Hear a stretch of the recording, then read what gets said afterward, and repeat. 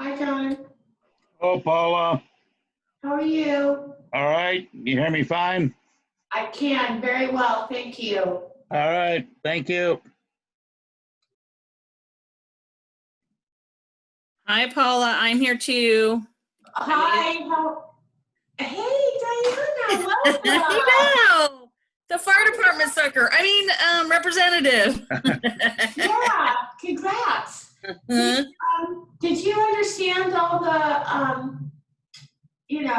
I ripped through it pretty fast. I might have to abstain from some votes tonight because I'm just not up to speed. The other Well, thing is, I don't know if Gary knows that I have added and stuff, so I don't know if they want to revote for a secretary and that kind of thing, so. Well, there isn't a secretary. There's just a chair and a vice chair. Oh, it said that they voted Delaney as a secretary, I thought, in one of the minutes. Voted who? Oh, that was for the budget meeting. There is a Oh. secretary for the budget meeting. Okay, that makes sense. Okay, good. Then we don't have to do any changes. No. But I threw a lot at you there very last minute, and I feel bad for that. Whatever. I did not get a chance to review the budget, so that's where I don't know if I feel comfortable voting. Well, that's fine. It was pretty straightforward, but that's my opinion, and I don't count, so take that with a grain of salt. Well, I kind of like you and trust you, so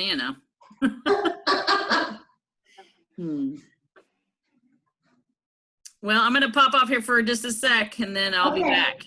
No worries. I've got this Zoom thing down to a science. Do you? Excellent, because you're going to have to log in 3 times tonight. Yeah, it's what I use at the college. Oh, nice. Yeah, so I'm used to that with the students and stuff, and then, yeah.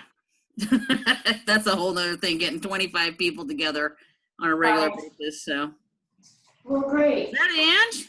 Hi, Hey! long time no see. Oh, yeah. How are you? I'm doing good. How about you? Oh, I'm just moving along. Look up here, Ange. This is my newest addition. Oh my goodness. That's Gunner. He looks like Darth Vader. What's his name? Gunner. I have a dog named Gunner. Do you remember Gunner that I got from my foster daughter? Oh, yeah. His little chihuahua? Yeah, a long time ago. Yeah, I have him now. Oh. Yeah, this one's out of Alaska. He's a rescue out of Alaska off of, that's a rehome. He's not a rescue. Yeah, he's adorable. Yeah, he's a pain because the bed is right behind me, so he can come up here and say hi. And I've been gone all last 3 days wrapping up the term at the college, so. I have to grab this real quick. Yep. All right, well, I'm gonna step off real quick too, and I'll be back. Okay. Monday and Friday.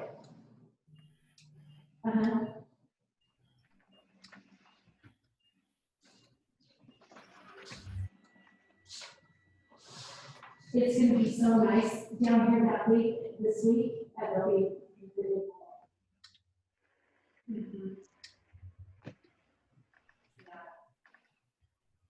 Just, can you just leave it outside, and then if it's not Thursday night, you guys can put it in there?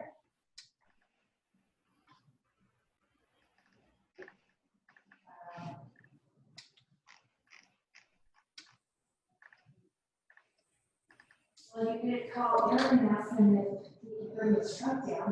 I'm getting ready to go to kitchen early. Okay. Yeah, I would say yes, but it's going to be nice this week. Everyone's going to be down there, and then all right. Yeah. All right. Bye.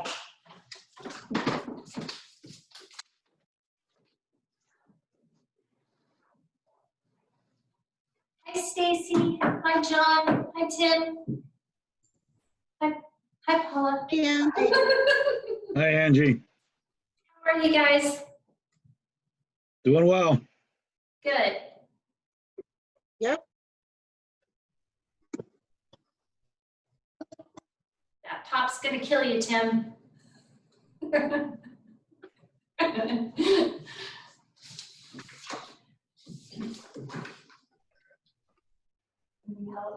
panicking? No, You're fine? I'm good. Okay. Well, I'm a little nervous because it's 3 meetings in one night. You have 3 meetings? This one, executive session, and this one again, so I feel like that's just. Why this one again? We have an open session and executive session, and then they return to open session for the vote. So they have to log in 3 separate times, because the public can attend the open sessions, but they can't attend executive session. Because they have to do the vote, and because someone is presenting prior to the executive session. So we have to have 3. Triple. It's gonna be okay. Miller is present. Thank you. Hi, Linda. Hello. Linda, are you clear that after this, there'll be an executive session, and then after that, we'll return to the open session, so you'll need to call 3 times?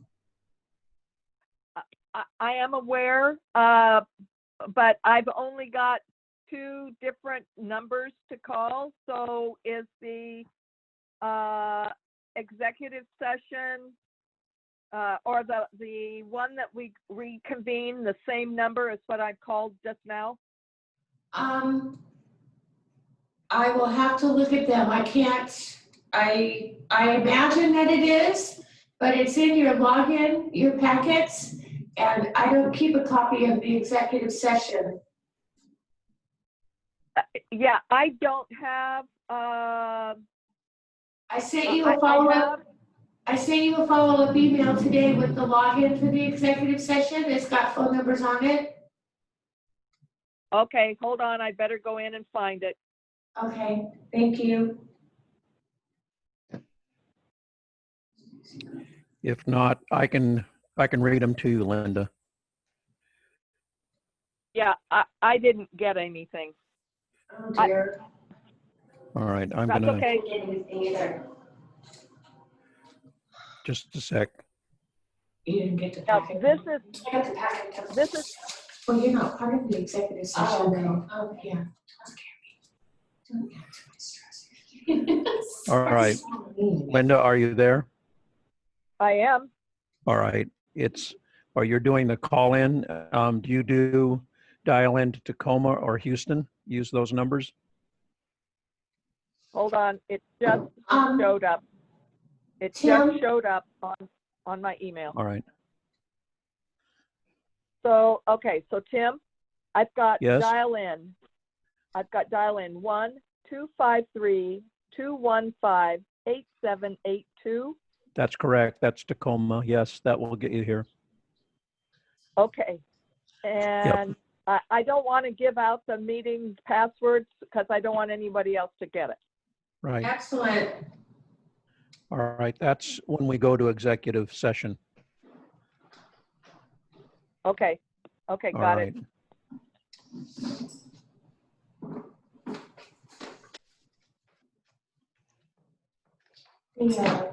The agenda doesn't have roll call on it.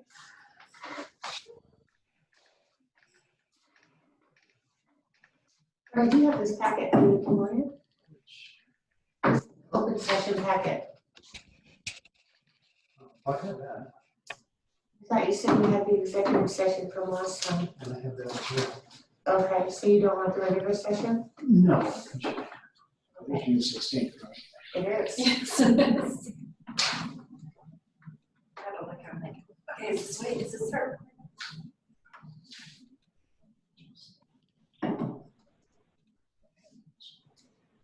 That whole COVID thing. I just been here at work every day because I can't do it any other way. But the kids start in the orchards tomorrow, so I'm gonna take myself out of the office for a while until.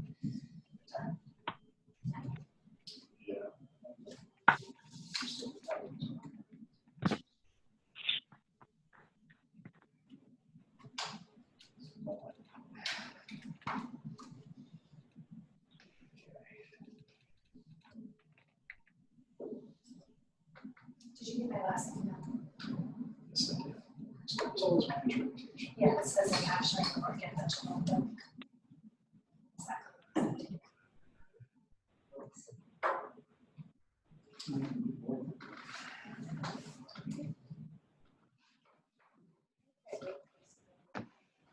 Oh, there we go. Sorry, guys. I'm new at the controls. Does anybody see Sophia? This is like Microsoft Teams. So call to order and then it's roll call, right? Correct.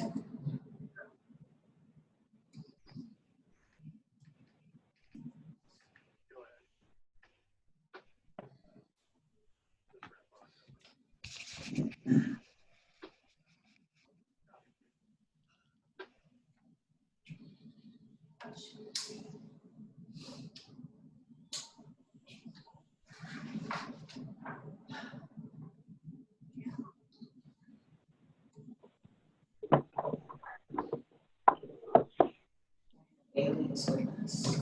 Oh, That's not Diana McDougall. She said that she wasn't feeling well. Tim, your attempt to look cooler with the background is kind of weird. Yeah, see McLaughlin. Yeah.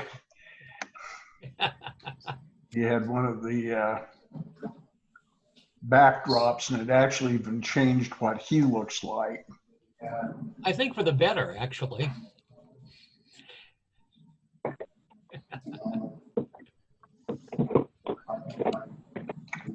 Forgot to put roll call on the agenda.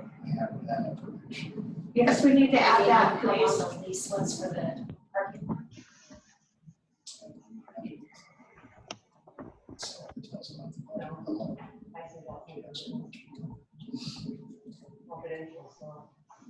I don't have my green screen, so I can't do it.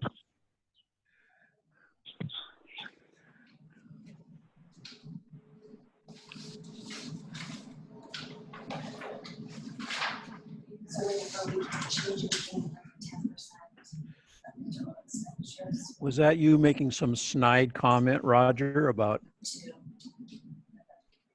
I don't do snide. I just report on what I see. Yeah. That was Romulus in the background. And then I had a Borg alcove with John Picard, or Jean-Luc Picard.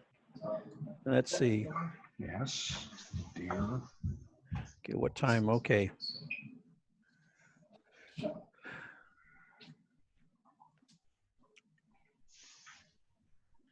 Doesn't take much to entertain us here in the Dalles, does it? Nope. Mayor Rich. Good afternoon.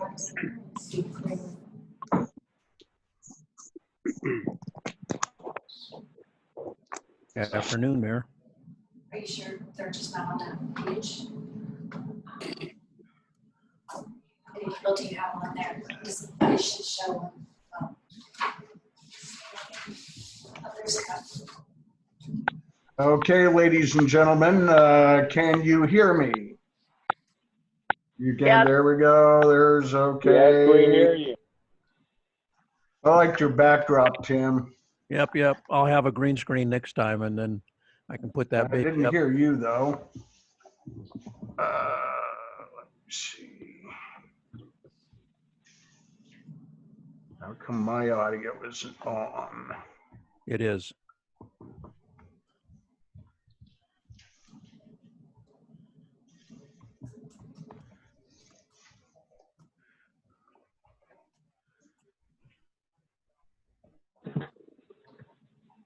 They can all hear me, but I cannot hear them.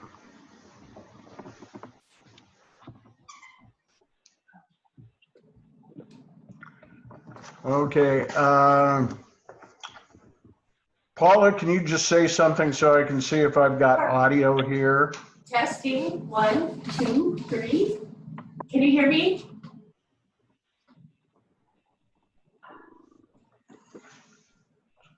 Right here, the speaker's right here. Oh, it's on. 2, 3. Wow.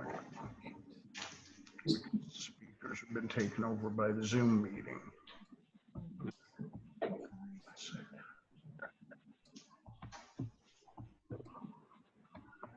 Okay, now let me see if I can hear you. Can you Can hear I us have a now? price, There we go. can I have a price check on those Del Monte beans on aisle 7? Funny guy. Hey, Hey, ladies and gentlemen, slightly late. Let me call this meeting of the Columbia Gateway Urban Renewal Agency Board to order. Let me start by welcoming Diana Bailey, who is joining us as the representative from the fire district. Glad to have Diana. She's an old friend, and I have a lot of respect for her input. But we will miss Bob Delaney, who did an excellent job serving. So we thank you, Bob. So with that, Paula, roll call, please. Stacy Coburn, Present. Scott Baker, Present. Diana Bailey, Present. Gary Grossman, Present. Steve Kramer, Present. Darcy Long Curtis, Present. Linda Miller, Present. and Tim McLaughlin. yes, present. Okay. Forgot First, me. Oh, Oh, I'm sorry, John. Hello, thank you for joining us. I'm here. Thank you. there we go. Okay, first on the agenda is approval of the agenda. It has been submitted to you. Do we have any changes to be made to the agenda? If not, I would accept a motion to approve. I'll move to approve the agenda as presented. Thank you, Linda. Do I have a second? McLaughlin will second. Oh, that's fine. Tim seconds. All those in favor signify by some form of thumbs up. Aye. Thank you. Okay. That is approved unanimously. Next up, approval of the minutes, both for the May 12th budget meeting and the May 19th meeting. Do we have any additions or corrections to be made to those minutes? Miller'd like to make a comment. Sure. On the meeting of May 19th regarding the action item for the Granada Theater, I was under the impression that what we were voting on for needing receipts for work being done on the Granada, I was under the impression it was for the facade grant, not for the whole project, the whole 300,000 plus.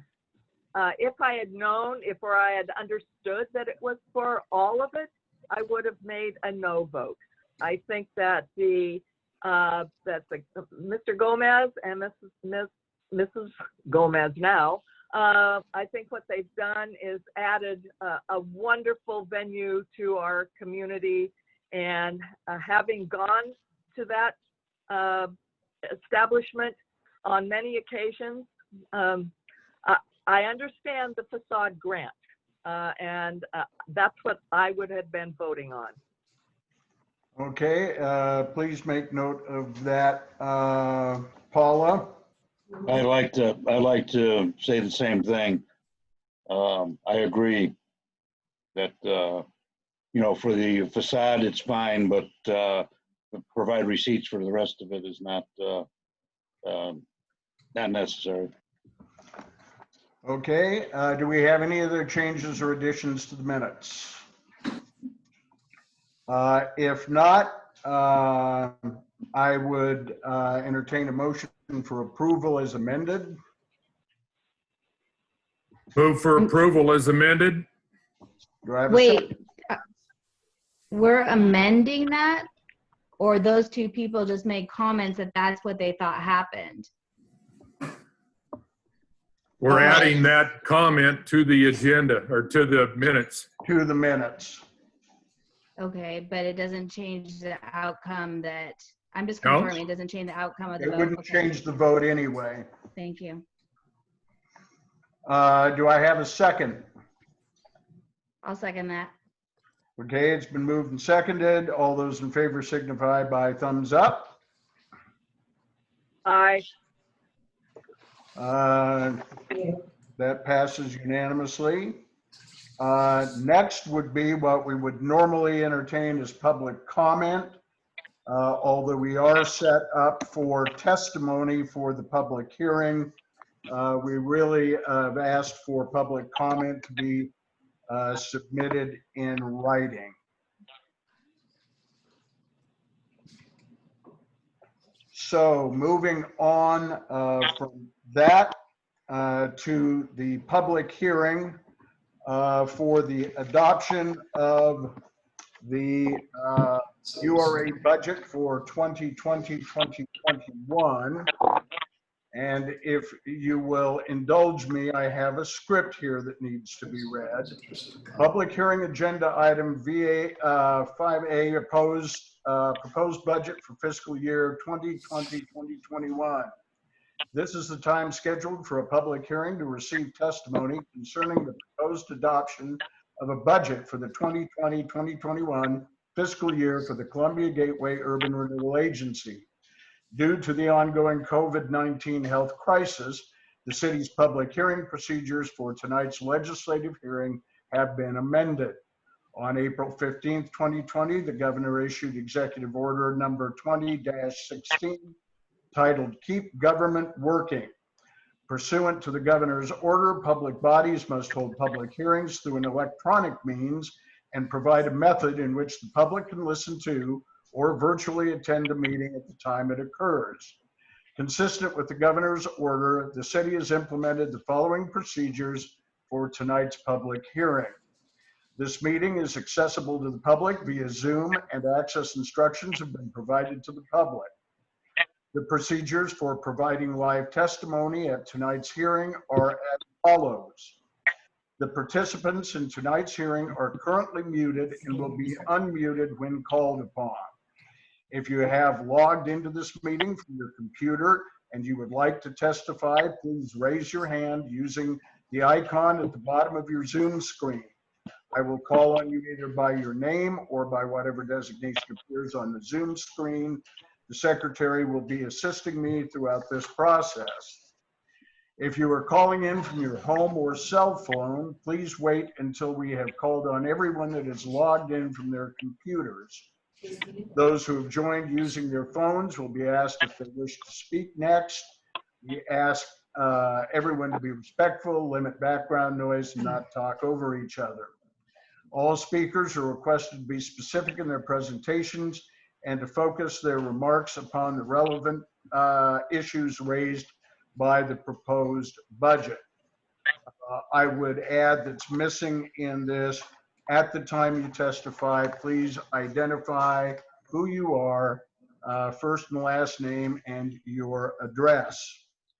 And so with that, we will open the hearing, and I'll ask Steve Harris and for a staff report. Thank you, Mr. Chair, and members of the board this evening. We have Angie Wilson, the city's finance director, present. Angie prepared the staff report. It's based off the budget committee meeting that was held previously. And in her report, she noted the items that the budget committee made some modifications on from the proposed budget that was presented. Specifically, the $22,214 that had been allocated for the community development analyst position of contracted services. You have a copy of the line items, or the, I'm sorry, not the line items, but the various cost numbers, cost center numbers for revenues and expenditures.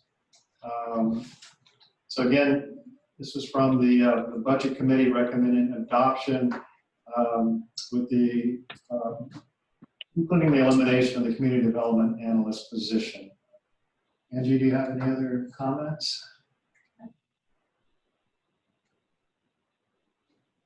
Does anybody have any questions regarding the agenda staff report?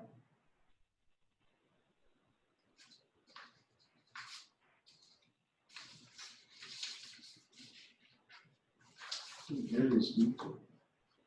Gary's muted. Gary, you're muted. Gary, you're muted.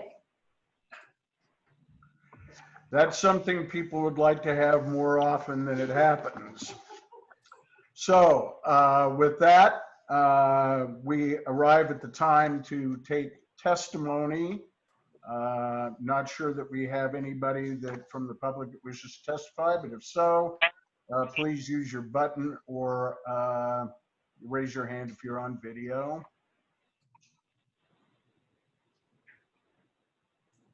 This is also a time when the board may ask questions of staff and anybody testifying from the public. Seeing no testimony, we will close the hearing, and it's this time for agency deliberation or a motion for adoption. Gary, can I ask one quick question? Because I'm late to the game. I apologize. There's just one big Certainly. number sticking out there. The beginning balance of this budget is quite a significant increase, but I also know that loan principal repayment is quite a decrease. Is that the variance on those two numbers, Angie? I'm looking at the packet that I've got here, page 10. Mm-hmm. On the top, You mean from the previous year? no, 20, yeah, from previous year budget, it was at 2 million, and this year it's 3.4. Yes, Diana, primarily that is because one of the loans was paid off, and also the expenditures that we had planned on using for the funds were not spent. So that was just basically a rollover. There was not a lot of projects done in this fiscal year. So that money's just rolling over to the beginning fund balance. Perfect, that answers my question. Thank you. You're welcome. Thanks, Diana. Any other questions, comments from the agency? If not, there is language for a move for adoption of the resolution on the board alternatives, and I would entertain a move to adopt. Into the resolution. Okay, Miller here. Yes. Miller moved to hold the public hearing and move to adopt resolution number 20-002, adopting the fiscal year 2020-2021 budget for the Columbia Gateway Urban Renewal Agency, making allocations and certifying a request for maximum tax revenue to the county assessor. Do I have a second? I'll second. This is Stacy Coburn. You have a Stacy second. All those in favor signify by giving a thumbs up. Aye. Thank you. Thank you. Okay. Excuse me one moment. Diana, did you vote or abstain?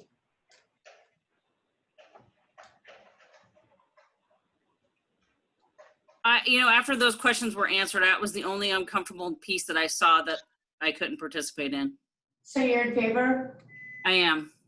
Thank you. Okay, resolution motion carries, and we move on to our action items this evening. Consideration of third addendum to the Recreation Building Disposition and Development Agreement for 213 to 219 East 2nd Street. Steve, for background. Well, thank you, Mr. Chair. As we discussed previously, the agency was notified by our insurance carrier, CIS, that as effective July 1, that they would no longer be carrying coverage on the building due to the impending sale of the property. There was an item in the DDA with Mr. Carpenter and Ms. McQuaid about the agency carrying coverage on the building. We've been in contact working with Mr. Carpenter and Ms. McQuaid for the last month or so, and they have secured a policy to be effective July 1. And so we have for you this addendum to the development and disposition agreement, paragraph 8.23. We have a copy of that proposed addendum in your agenda packet, and it's also summarized on the first page of your staff report what the changes would be there underlined. So in summary, it essentially says that the developer would be responsible for coverage beginning July 1 with those dollar amounts of the general commercial liability, $1 million for each occurrence, and combined single limits of $2 million aggregate. Staff recommendation is for the board to consider and to move to approve the third addendum to the DDA, to authorize the chair to execute the addendum. Excellent. Thank you, Steve. Questions or discussion from the agency?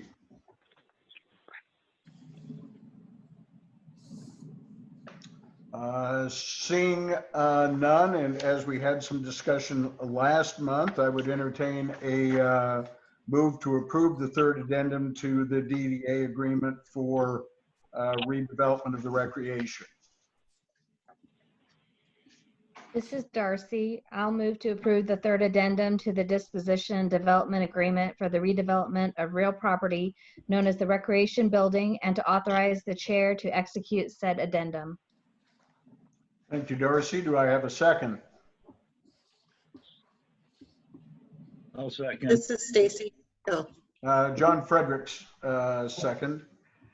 All those in favor of the motion signify by a thumbs up. Aye. All right. And Paula, I'd like to abstain from this one. I don't know enough information. Okay, thank you, Diana. It's appropriate. Next, that was our only action item. Next up, information items. Steve? Well, thank you, Mr. Chair. We wanted to take this opportunity just to provide the board with some information on what the staff has been working on with the Main Street program as well as the Chamber of Commerce. As you may know, what's happening now as the cities and counties reopen through this coronavirus, COVID-19, with the social distancing requirements, the occupancy limits on restaurants and retail stores, a number of cities are implementing some programs to help those businesses as they begin to reopen. And one of the areas that cities are looking at are how to allow businesses to operate in the public right of way, on streets, sidewalks, and try to help them bring back businesses. And so included in your packet is some information from a site team meeting that was conducted a few weeks ago. And we provided you with some information on our existing downtown parklets program, as well as some information from the city of San Marcos, Texas, on their parklets. And then I've also had discussions with the planning director from the city of Coeur d'Alene, Idaho, and included some exhibits from what they have presented to their city council. So for example, our parklets, and you may be familiar with those, they are this platforms that they're mobile, they're brought in the downtown area. Essentially, they sit in the street where the curbside parking is located, and they generally take up a space dedicated to parking. With the program that the city of Coeur d'Alene is looking into, we're calling these sidewalk extensions or raised pedestrian platforms.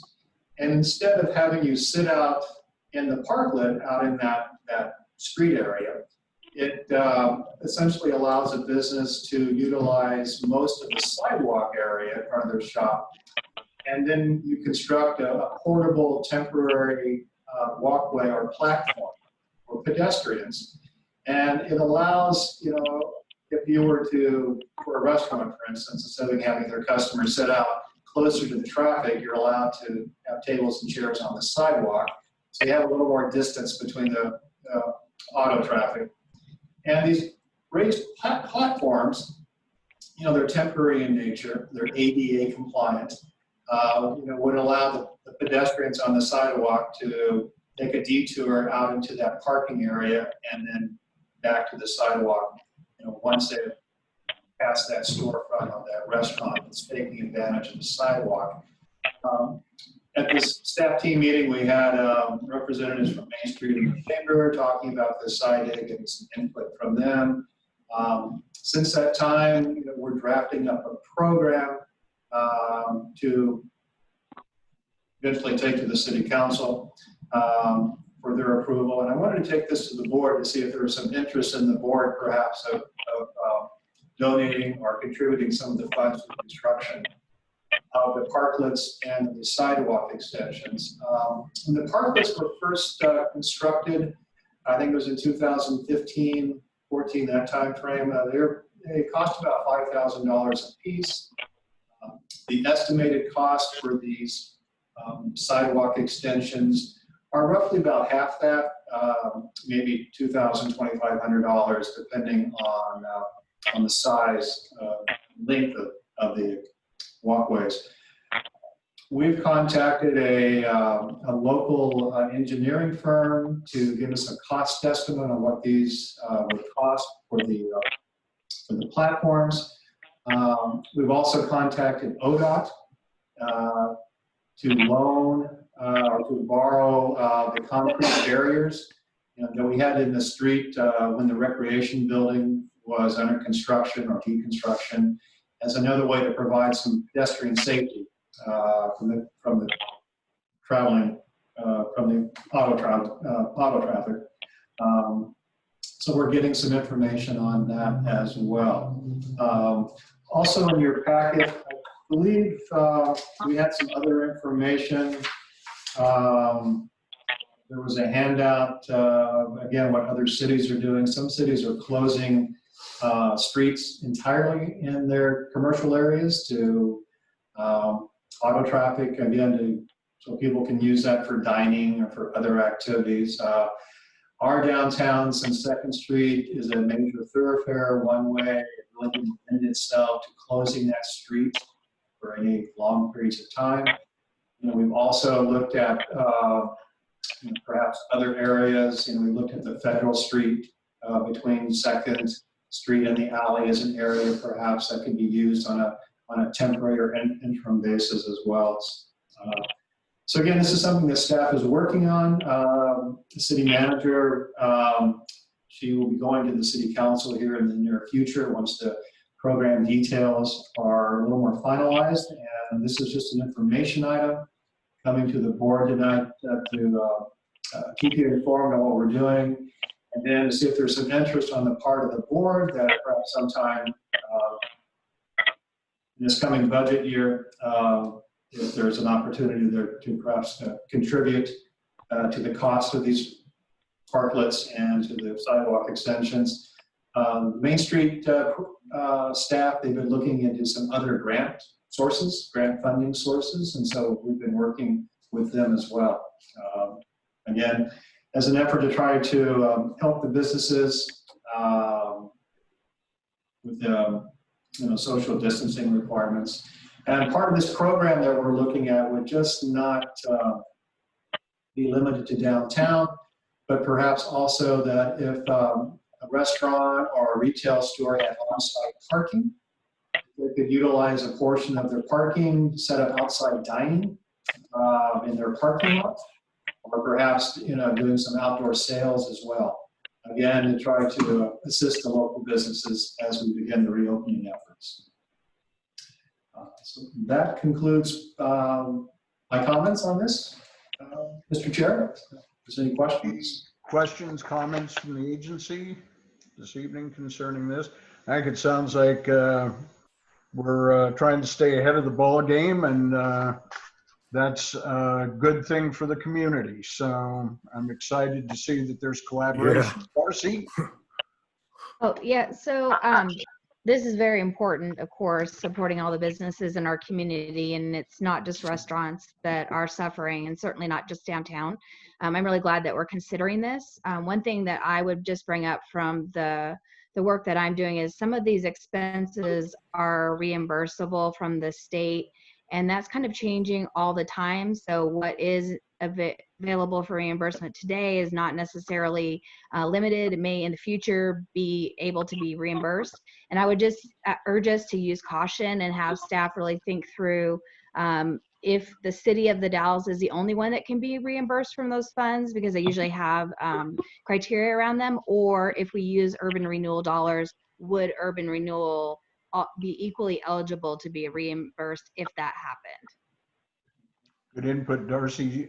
Commissioner Kramer.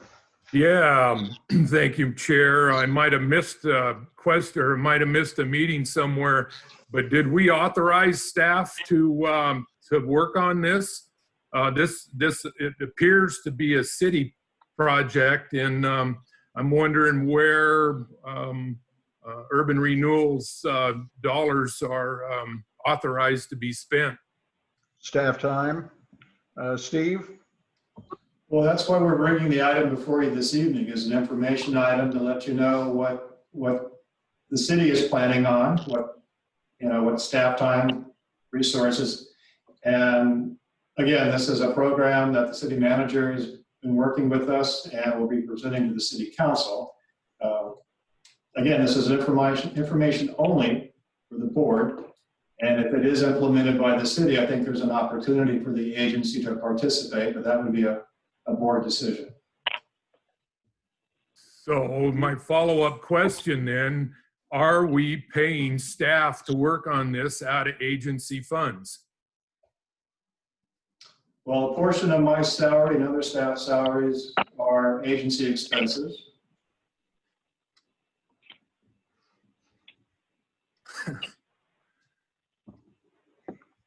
Scott Baker. I took it to mean when he mentioned the city manager and said we were working on it, he was talking, they were working on it on behalf of the city, and that's how I took it. I think that there's a, when you have a dual role, maybe the lines are blurry, but I know that they do track their hours, Mr. Kramer, back to urban renewal. And maybe just, I think for clarity, when doing these things on behalf of the city, rather than saying we as staff are working on it, maybe just clarify and say city staff or staff in their capacity as city community development department is working on this, and may at some time invite or make a request. The city might in the future make a request of urban renewal to contribute to that. I think just the pronouns were just a little unclear there, and I think it tripped up Mr. Kramer. Thank you, Mr. Baker, for your clarification. And if I got that wrong, please correct me. No, yes, thank you, Mr. Baker, for your clarification. I think that's very good. Thank you, Scott. We had one other item under information items, Steve. Yes, we do. So Mr. Chair and the board, it's been some time since we had a discussion on the Tony's building. We went through the RFP process last fall and winter. Agency entered into an E&A with the group represented by Brian Cassidy, TD Fitness Hub. That E&A expires in August. And wanted to bring this item to your attention just to let you know the discussions that staff has been having with Mr. Cassidy and his group. And there was an opportunity this evening to show you a presentation that they have been working on. And so that, again, this is for an informational item only. So, Brian, you are with us this evening? Hello. Hello. Hi, Brian. So for the record, I'm Brian Cassidy, 732 East 19th Street, The Dalles. Chair Grossman, members of the board, thanks for the opportunity to give you an update on where we've been at with the Tony's building. I'm gonna share my screen with you and run through a PowerPoint. If you have any questions, feel free to jump in and ask. My goal in the presentation is to just update you on what we've been doing, what progress we've made, and then just familiarize you with the building primarily.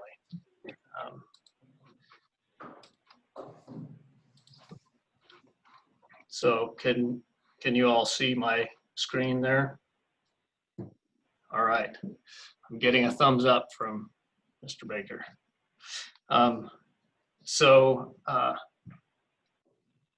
We're excited to see what we can make happen in the building. We've spent quite a bit of time in the building, talking with different contractors, looking at the building, architects, some engineers, seeing what the possibilities are. For a little bit of color, just to walk through kind of our process. We've looked at the space, figured out what might go where, and my kids found a little tailor shop in the back, and have decided that they want to open an ice cream shop. So we added that in here as well. If we end up converting the Federal Street to a park as a city, this I think would work out really well. Our process to date, I'm going to run through the timeline here and then jump into some illustrations from the building itself. So in November of last year, after the RFP process, our proposal was selected. We, through December and January, we're working on the ENA. We formed a legal entity and purchased the insurance required by the ENA through some snafu with the ENA related to insurance. There was a little bit of a delay in getting that signed immediately after the January meeting. So we actually had we contracted with a building inspector and had that done slightly before we got the finalized ENA signed. So that's why that's shows up before the signed ENA.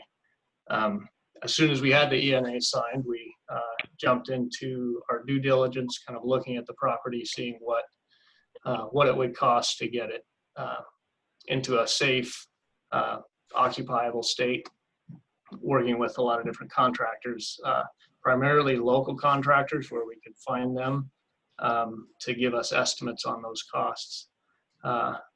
And then engage the architect to look at what it would take to bring the building back into occupancy. And then also he put us in touch with an engineering firm, BK Engineering out of Milwaukee, who I understand has some familiarity with the Columbia Gateway Urban Renewal Agency, to look at a few structural items that came up in the inspection.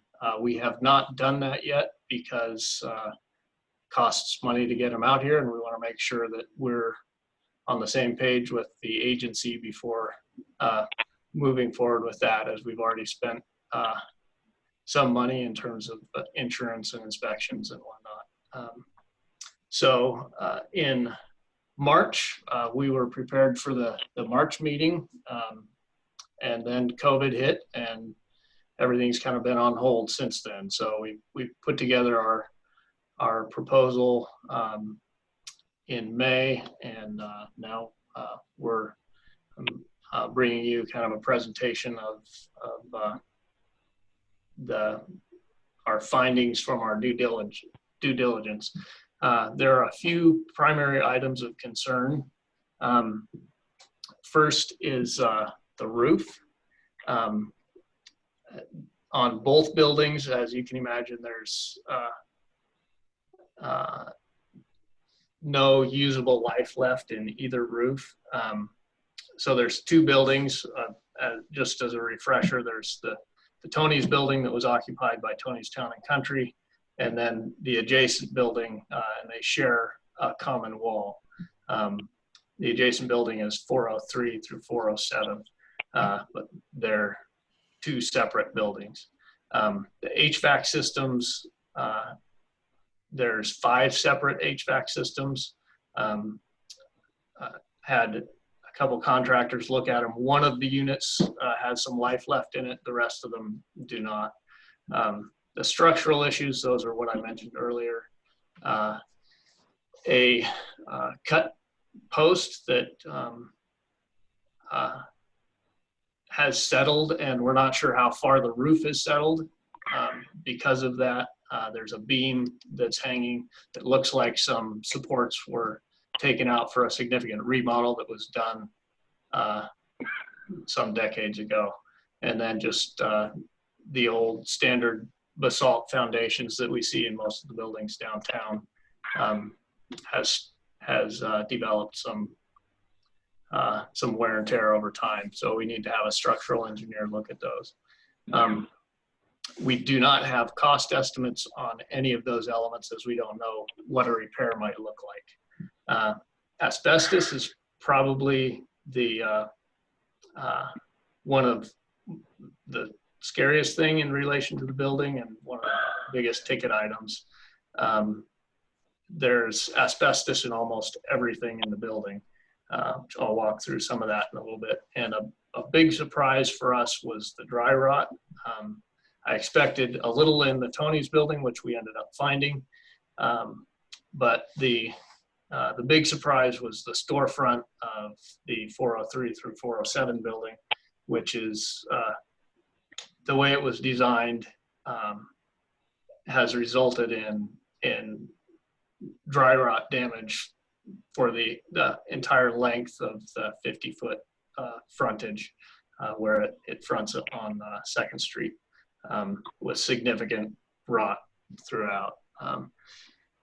I think so. These are the cost estimates and showing the different contractors with the estimates that we would suggest taking. And I will run through these in a little more detail if you'd like. Jumping into kind of walking you through the building. I'll pause here, I guess. Does anybody have any immediate questions?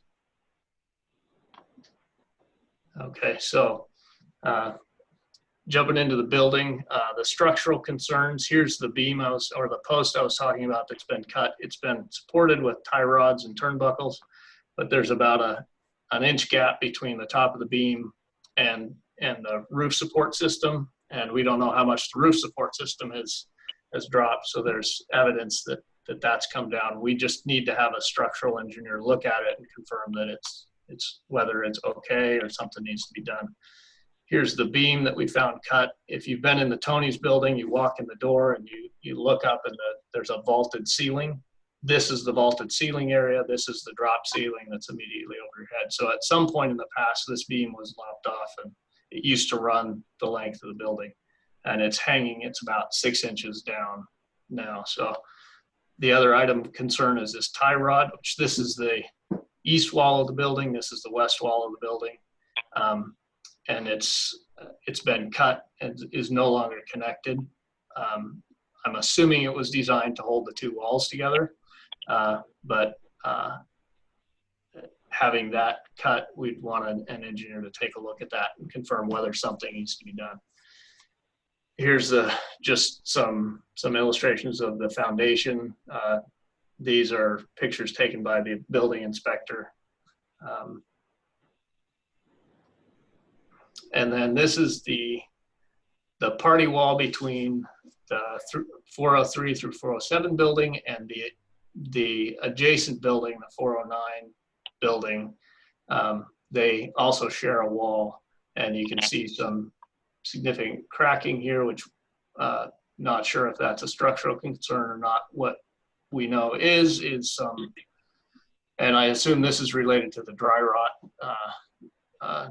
issue. been there's evidence of a lot of moisture coming into the crawl space down here, and it has eaten away along the east wall of the building, undermining these piers entirely. And the piers, some of them carry the roof system like this one. This one carries the roof system as well as the floor system. So this is the brickwork on the exterior of the Tony's building, showing, and the estimates shown here are the same as on the page showing the costs. This is from DNR Masonry in Portland, Milwaukee, who we've worked with in the past, and I understand has done a fair amount of work in the Dalles. This is their estimate to repoint and replace bricks as needed. Here's the dry rot in the Tony's building, some floor by the front door, and then some of the sections along the party wall between the 401 and the 403 building. Here's the main area of concern on the 403 to 407 building. So these two pictures are showing the same thing, just from outside and from inside, so that this exterior footing stem wall actually runs right around here. And so all of this stuff, this concrete is poured concrete right onto these joists. There's no vapor barrier, nothing. So this entire facade is sitting on top of what is now dry rot. I had a number of contractors look at it. Several of them said they didn't want to touch it. Adams Construction gave an estimate for just removing and replacing what's there, but they made sure to inform me it's not practical. This is just what the material would cost, and it doesn't fix the problem. So environmental concerns, jumping over to the asbestos and lead. The asbestos piping, we're all familiar with that in the old buildings. The flooring, the roof of the 401 building has significant, there's actually 2 different layers of asbestos on this. And then in the basement, most of this broken material is asbestos, which used to be, you can see on the roof here, on the ceiling of the basement, that has just been torn down and broken up. So there is evidence that there was an oil tank outside that serviced actually a really neat old boiler in the basement. These are the stubs where the pipes in and out for the boiler. In talking with both Public Works and people familiar with the building, we're still not sure whether there is a tank there or not. We would have to get somebody with a ground x-ray to take a look and confirm. I re-upped the estimate that had been provided to the city when the city was looking at the Tokala project with the same company, Three Kings Environmental, and they came in with more or less the same price to remove an oil tank if there's no leaks and if there's a tank. This is just showing approximately where the tank sits if it's still there. Some safety and occupancy concerns, the roofs, which I already mentioned, you can see significant dating and drainage issues.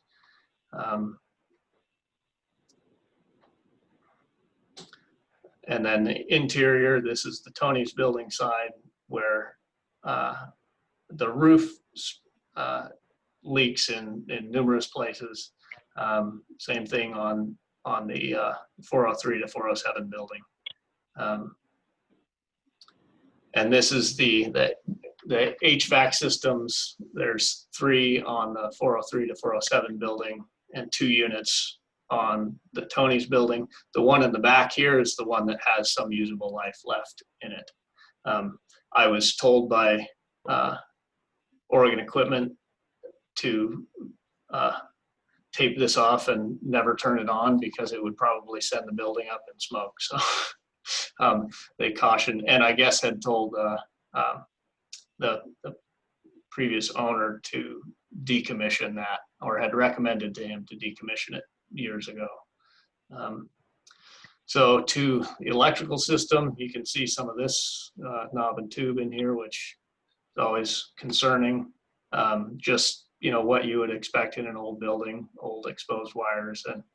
And this is just illustrating a ground wire that was installed, but the pipe that it's grounded to doesn't go to ground. So the building is not grounded currently. And then just fixtures that need to be replaced. In the 403 building, you see some old bus panels, again, exposed wiring. Plumbing, probably the biggest item of concern is that the storm, or the drain, the roof drain scuppers currently run into the sewer system, and then the sewer system out of the building. There's an offset where the sewer line runs from the building to the alleyway. The pipe doesn't match up, so there's some spillage occurring there. And it's a no-no to have your rainwater mixing with your sewer before it exits the building. So this is illustrating the scuppers on the roof, and here's where the rainwater joins the sewer line. And another no-no is necking down your pipe. So that's just a matter of doing some replumbing. So in total, based on the estimates we got from contractors, these are the cost to bring the building up to a safe, occupiable condition. And a caveat there that this does not include any potential structural modifications that would need to be done. So with that, we're excited to see what we can get done with the building.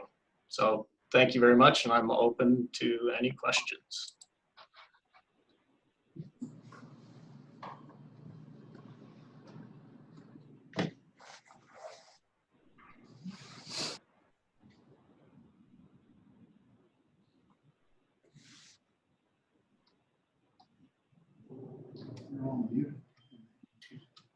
They muted themselves, not me. So This is Darcy.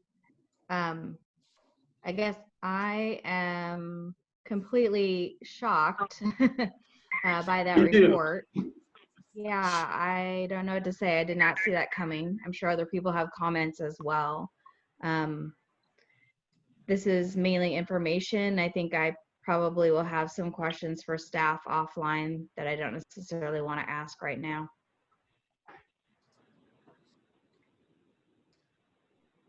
Any other questions for Brian at this point? Scott. I just wanted to thank Mr. Cassidy for sharing that information and the pictures and reports and doing the legwork on that as part of your due diligence. It's certainly eye-opening. And I know this is just information only right now, but does definitely gives us a lot to think about. Absolutely. Anything else from the agency?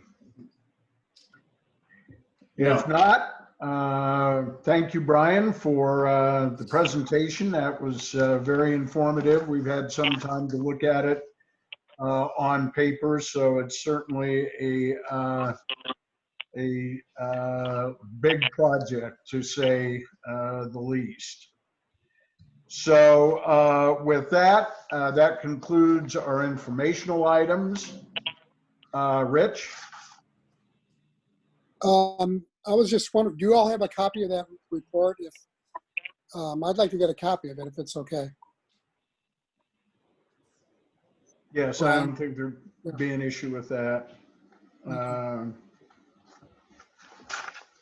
So with that, we will move to our next item, which is executive session You have gotten instructions this afternoon on how to log into the Zoom meeting for the executive session. So we will adjourn this session and then re-log on for the executive session.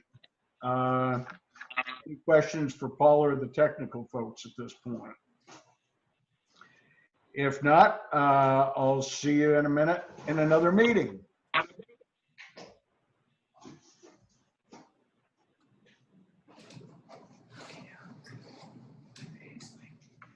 And meeting for